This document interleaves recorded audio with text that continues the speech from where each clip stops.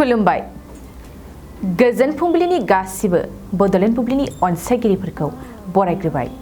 दिनै 19 जुलाइ बुधबारनि फान्जामुथिखौ फरायथिनो लादों फिलिखां ब्रह्मआ। फान्जामुथिनि गिबियाव दं मेष राशि। गोसोआव मानोबा उसुखुथु जागोन। दिनै जेरावबो गोसोआ गोजोन गैयै जागोन। गोसोआव माबाफोर सन्देह जागोन।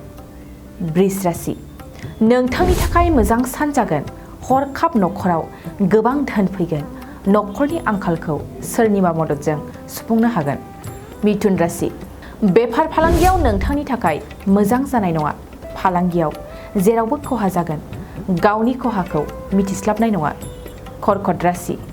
गोसोनि साननाय हनायफ्रा साबसिन जागोन। बयखौबो समान नोजोरजों नायगोन।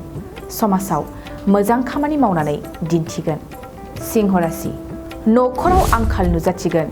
नखरनि रां रुफाया जोबस्रांलांगोन। लासै लासै धोन सम्पति जोबस्रांलांनायखौ मिथिस्लाबनाय नङा। कन्या राशि। हरखाब सोरबा सुबुंनिफ्राय मोजां खाबु मोनगोन।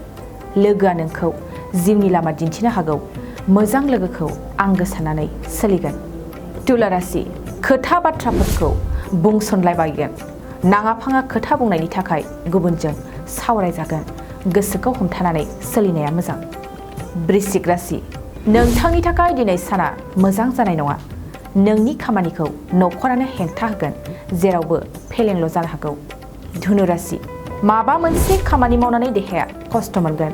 खस्थ'नि फिथाइयाबो गोखा जानो हागौ। दिनै नोंथाङा दुखुजों समखौ बारहोनांगोन। मकर राशि। बिजनेस ख'आव गोबां गोजोननाय मोनगोन। नखराव गोजोन खुसि फैफिनगोन। फिसा फिसौनि फारसे गोबां खोथा सानगोन। कुम्भ राशि। नखराव गोजोननाय गैयै थासारि जानो हागौ। बायदिसिना जेंनाफोरखौ लानानै सिरि सिरि थालायगोन। गावनि खोथाखौ रावनोबो फोरमायनाय नङा। मीन राशि। फेलें मिजिंखौ लानानै दुखु जानांगोन। थांखि जाफुंसारियाव गोबां दुखु जागोन। जिंगासिनाय गोसोआ देहाखौ लोरबां खालामगोन। दिनै सानसेनि राशि फरायथिनायाबो एसेनोसै। आसा खालामो नोंथांनि दिनैनि साना मोजाङै मोजां थांगोन। बेखौ बड'लेण्ड बुब्लि नखरनिफ्राय मिजिंथिबाय। गोजोन्थों। सिक्किम